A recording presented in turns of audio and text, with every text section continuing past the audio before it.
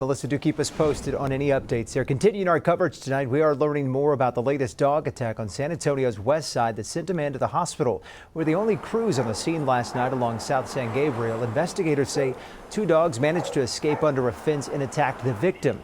The neighbor heard his calls for help and shot those animals. We've learned that both dogs have since died and the Good Samaritan won't be facing any charges. So we wanted to know, what does the law say in these types of cases? We sent the I-Team's Jordan Elder to get some answers tonight. She has more on the steps you are legally allowed to take.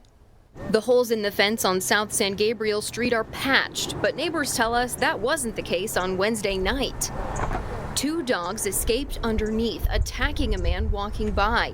A neighbor jumped in to help, shooting the dogs. We went to get answers from a lawyer who specializes in dog attack cases, and he tells us that neighbor is a hero. People have the right to protect themselves and other people, and even property under the right circumstances, from any kind of a bodily injury.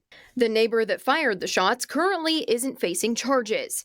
Kenneth Phillips says if you run into this situation, you need to be careful before you act. There are always issues that you can run into when you intervene in any kind of an attack. He says to be sure the victim is really in distress before taking drastic action, and that there are safer ways to defend others. Phillips says fire extinguishers are a good tool to distract the animals.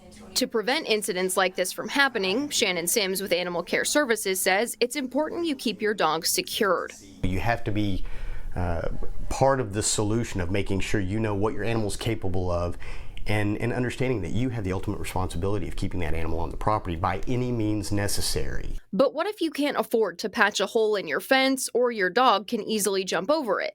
Humane tethers, swivels on both ends and things like that can be gotten at Lowe's, at pet stores, things like that.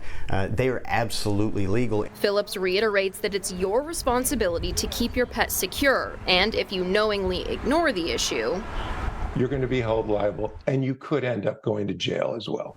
The dog owner in this case is facing 2 criminal citations for the dogs leaving the property and 2 more for the dog bites. ACS also has resources available on their website that tell you what you can do to defend yourself from dog bites and some of the signs that a dog might be getting ready to attack. We will have all of those linked over on our website. Reporting on the west side, I'm Jordan Elder. We did more research to give you more context on this very issue. 1/3 of all fatal dog attacks here in Texas this year have been right here in San Antonio. In all, there have been 6 in total, and 2 of those happening right here. Ramon Nahara was mauled to death on the city's southwest side.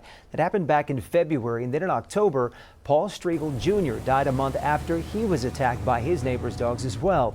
Experts say we are seeing more fatal dog attacks across the nation. It looks like we're going to set a record this year for dog attacks throughout the country. ACS told us in October that there have been more than 3,000 dog bite cases in San Antonio last fiscal year, which ended at the end of September.